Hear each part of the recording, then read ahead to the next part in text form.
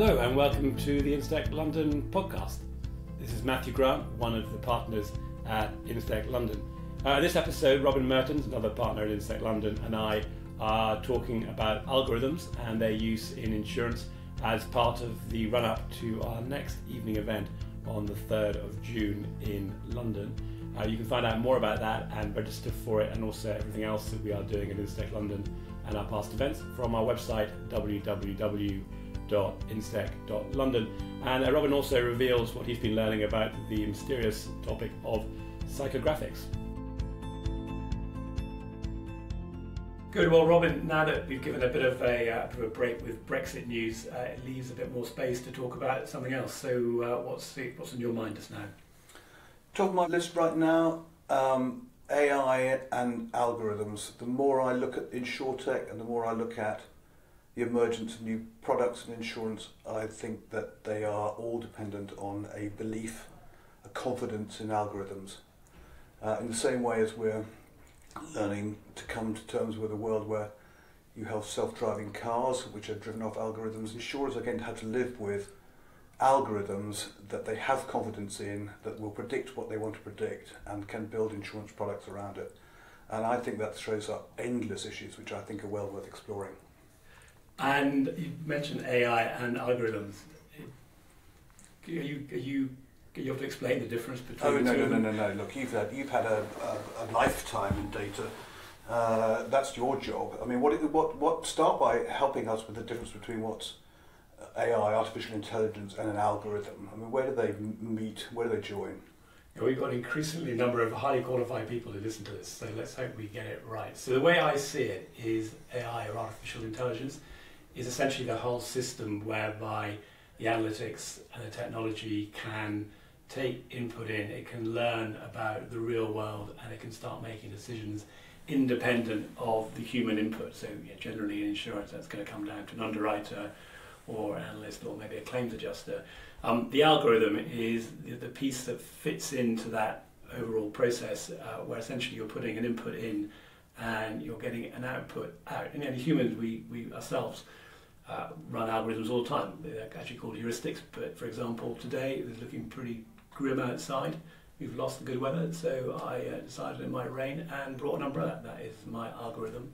And so when you translate that into the into the broader world of technology, people are building these algorithms that are intended to reduce the level of human input. And the real challenge, of course, is to what extent can you rely on that algorithm that when you put the data in, you get an output that is exactly as you intended, as opposed to, we mentioned self-driving cars, and the reason that it's taking so long for self-driving cars to get out into mainstream is you've got to be absolutely sure that you're sending out this lethal weapon, that your algorithms aren't going to fail and end up with fatalities. Of course, we've seen an example of that with the Boeing 737 MAX, where one of the sensors didn't work, the algorithm behaved badly, and it basically flew itself straight into the ground. So, rarely going to be as bad as that as insurance, fortunately, but people are putting a lot of money around the output from an algorithm, and so there's a lot of hoops to get through and hurdles to jump over for companies that are offering algorithms to the market.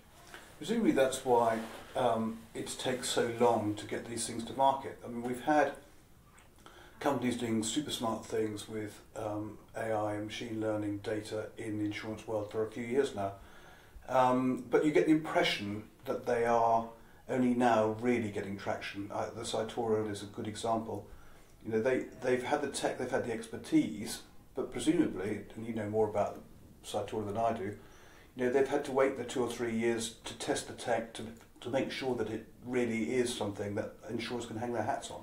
Yeah, I mean, underwriters, actuaries, analysts, are cynical when it comes to new technology, and frankly, quite rightly so, given what they're having to place behind the bets they're making. So there's a certain amount somebody can do, or a company can do, with backtesting, using historic records when you're building an algorithm. But of course, the reality is when a business starts using it for real, what is the performance? Now they're starting to use a new algorithm versus how they're doing it before, and is there a significant difference to actually sort of validate that in a statistically proven way? So yes, Psychographics have been out there, they've got 2 or 3 years now worth of experience with some of their clients, and they can start to demonstrate that indeed the algorithms are working, and therefore give the organisations more confidence to start allowing the systems to make more decisions, rather than, I think what traditionally you would have seen in underwriting, where an algorithm would be used to flag an issue that would then go to an underwriter. So there's still a human touch. You're not totally delegating the decision to a robot as to whether or not you write the risk or at what price.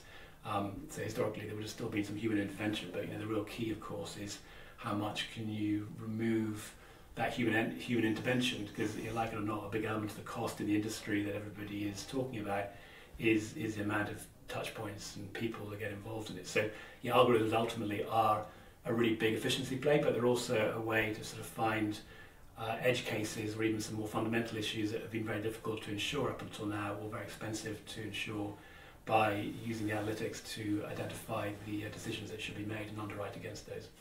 Well, I think that's probably the most intriguing thing in my own mind emerging from all of this. The ability to write new products. I've been very rude about the industry's inability to get its head around not having 10 years of historical data before they'll underwrite something. But some insurers are taking big, brave moves which are algorithmically, dependent. I particularly enjoyed talking to Stable the other day. They are doing something for farmers around predicting the future price of crops. It's jolly nearly a financial services, a financial product rather than an insurance product, but I think that those areas are merging. But Ascot put their capacity into their algorithm, which has been in the making for several years. It predicts the future price of crops, and it gives the farmers an indemnity in the event that crops get outside of the predicted prices. So it gives them the ability to sell their crops, or effectively get a price for their crops, which protects them from the dire results of some extreme weather or other circumstances. That's a sort of new approach. You're backing prices. And how does that an insurance product versus a sort of traditional financial instrument for hedging? Well, it seems to me take us quite close to kind of stop loss financial products. I mean, I wonder whether it is. There's something else in the world of metals and commodity prices. A company called Chai, who by way of example, have built using all kinds of things, geospatial imagery to determine the amount of ore coming out of mines to determine future supply.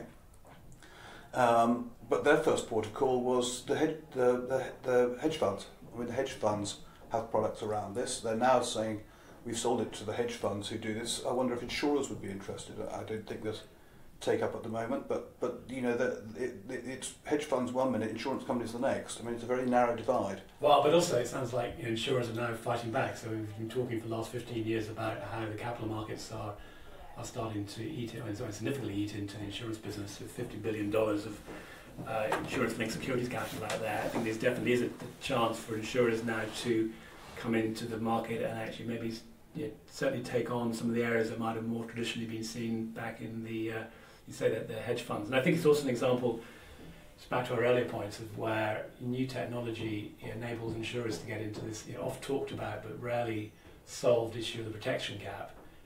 And back to getting the algorithms right, but certainly if there are people coming from outside the industry, and it's another theme we're seeing, and I think we both find particularly interesting and trying to bring to people, is where you've got companies that have been very successful outside of insurance, got the data, got a proven track record, and then realising that they can now bring that to insurance. You kind of hit the ground running with that. Still got to prove it from an insurance point of view, but I think they can get to market much more quickly. Well, you've got to prove it from an insurance point of view, but sometimes insurers play an incredibly valuable role in this. As an example of a company coming from outside the market, I like a company called WePredict.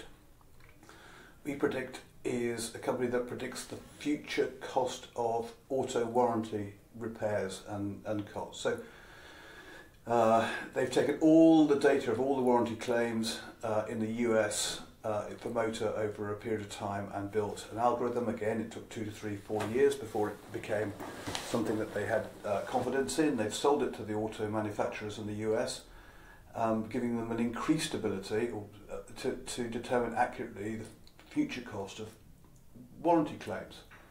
Once they had that technology and they had over-reserved, they went to their auditors and asked to release reserves, and the auditors said, no, you have a historical basis of reserving, it works perfectly satisfactorily, and we're not prepared to change the whole basis of reserving based on an algorithm that you took 6 months ago, and that just happens to show you have a better result. So very cleverly, we went down to Munich Re, and Munich Re put their paper behind it, and within an acceptable tolerance to Munich Re, will now put their paper behind WePredict's algorithm on the basis that if the auto warranty claims are substantially more than the algorithm, then Munich Re steps up to the plate and pays out the difference. Which that's a whole new product, and one that you would probably have thought would be a capital markets product, which the insurers are back into now.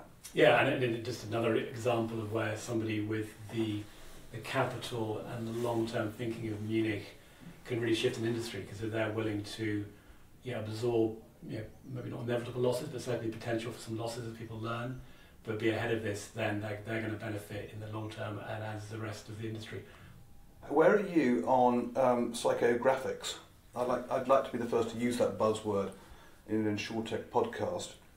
But as I understand it, psychographics is the ability to understand the psychological characteristics of consumers and therefore determine the best ways to sell to them. It's clearly, in our world, very B2C orientated. But that's all run on algorithm. I mean, that consumes a certain amount of data. The algorithm then says, this person is over 65, is not on social media, the best way to sell to them is to write them a letter. Whereas somebody who's constantly on Instagram and posting pictures of dogs may need a fundamentally different approach. Yeah, I mean, it's again, I think it plays partly into this theme around the combination of people on the phone using technology, and I think there's a whole demographic out there of an aging generation that are happy enough using computers and tablets up to a certain point, but they actually often they want to be able to use a telephone and talk to somebody real. And I think in your psychographics, I see there can be some very smart companies that can tap into that type of behaviour, and also the people that don't necessarily want to be on social media and need to be contacted in different ways. But before we get too far onto the psychographics one, we should just remind ourselves that we are doing this event on the 3rd of June when we are bring AI and algorithms onto the InsTech stage with a little bit more specific focus around the algorithms this time rather than just a more general AI piece. No, I mean, we'll be approaching each of the companies we've just mentioned there with a view to getting them to come and speak. I think this is right at the cutting edge of what InsTech is doing to the industry right now, and I think we'll have a pretty interesting time. And there'll be some other data science related topics, and it takes us all the way across predictive analytics to predicting behaviour to emotional behavioural economics, all those sort of things. Can and will be covered. I think it could be one of our better events. Emotional behavioural economics, you really have been doing your research. So Robin, we had some breaking news before we got together, but something that you've come across or you're getting involved in, you might want to share. Yeah, in their wisdom, Insurance Insider have asked me to do a keynote at their Insider InsTech event. I shall give some thought to how I approach that, but it'll be my normal mix of doom and gloom and the ability to find odd lights of beams of progress and modernisation in there somewhere, and I hope the odd joke to lighten the load. But yeah, no, I'm about to start writing that now and very much look forward to the opportunity. Fantastic. And for those that haven't come across Insurance Insider, we do recommend them. We're great friends of what they do. We've had Mark Gagan, the executive editor, on stage actually interviewing us. I guess, Robin, your chance to say a few words back to Mark on May the 16th. And for anybody listening who is a corporate member, and this only applies to corporate members, you get a 30% discount as part of your InsTech London membership. Well, good. I'm looking forward to it, and I'm going to leave you to organise that one while I go to Sicily. In the meantime, I've got a psychographics message to Majestic Wine. I'm not a man who you should send an email to, even though I like wine a lot. I'm not a man you should send an email to every day trying to sell me some wine, so I've just turned off your subscription and I'm not going to buy any more wine from you. So get your psychographics right. Well, I mean, that could well be cause and effect, which is that Majestic Wine, I think, are going through some troubles anyway, and are now going to go all online. So I think they've probably been testing you out as one of their sample markets. But actually, before we wrap up, it does remind me we are trying to figure out a way to credibly do our wine linked to insurance and innovation event. And actually, anybody's got any ideas, let us know. We've already come across a few. But with that, Robin, over to you for the final word. Yeah, no, a wine event, disruptors versus incumbents. It's a good one. Look, I look forward to seeing you all on the 3rd of June. We're going to talk about AI and algorithms and the latest in data science where it meets insurance. And we look forward to seeing you all there. Well, to hear more about algorithms and AI, and maybe even a little bit about psychographics from some of the experts in that field, come and join us on the 3rd of June at the Steelyard in London, and you can register for that on the website. Details and a link to the event will be in the show notes for this episode. You can also find out more about what we're doing on www.instech London, and if you aren't able to make it to the event, then look out for the podcast of the speakers on the night following later in June.